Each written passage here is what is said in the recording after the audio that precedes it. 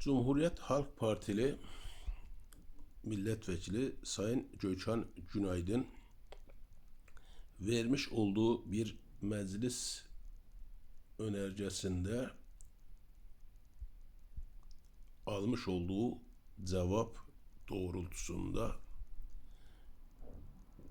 diyor ki ülkemizde yabancı şirketler 39 ton altın çıkarmış, 38 tonunu kendilerine almış, 1 tonu devletimize bırakmış.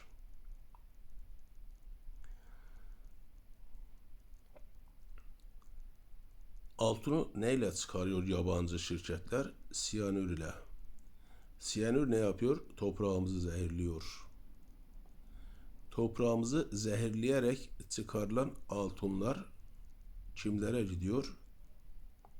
Yabancı şirketlere.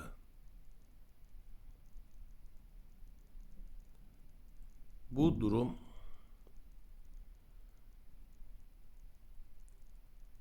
milliyetçi, muhafazakar ve dindar olduğunu ifade eden partilerin iktidar olduğu dönemde değil de Cumhuriyet Halk Partisi veyahut da bir sol parti veyahut da bir komünist parti iktidarda olmuş olsaydı bunlar yapılıyor, yaşanıyor, bunlara izin veriliyor olmuş olsaydı bu ülkede milliyetçi, muhafazakar ve dindar olduğunu ifade eden, ülkenin de büyük çoğunluğunu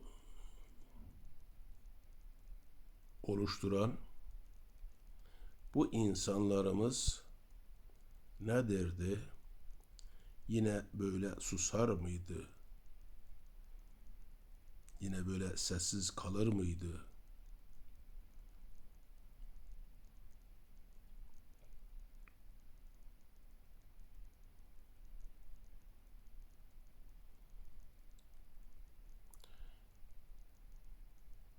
Bu ülkenin büyük çoğunluğunu oluşturan milliyetçi, muhafazakar ve dindar olduğunu ifade eden insanlarımız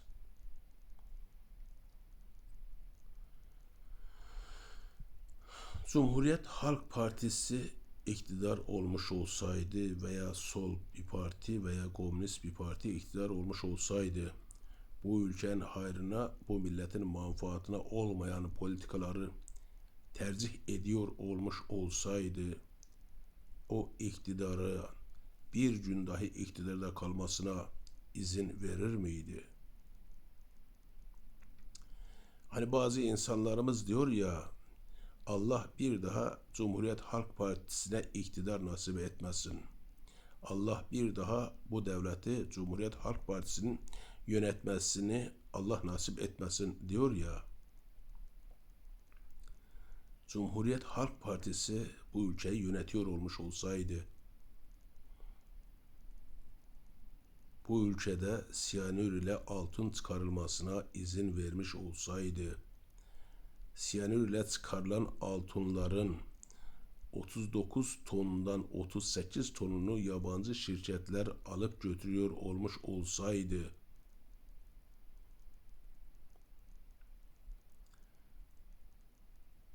bu ülkenin büyük çoğunluğunu oluşturan milliyetçi, muhafazakar ve dindar insanlarımız Cumhuriyet Halk Partisi'nin bir gün dahi iktidarda kalmasına izin verir miydi?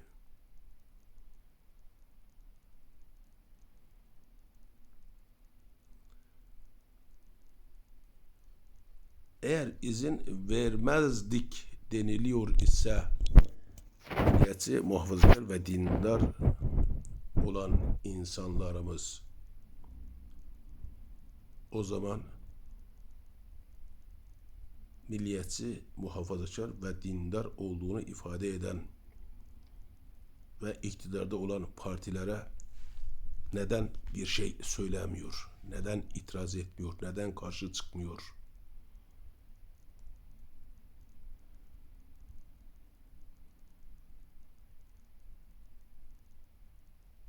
Solcuları, CHP'lileri, komünistleri hiç söylemiyorum. Zaten onlar vatan haini, millet düşmanı olarak 70 yıldır anlatılmaktadır.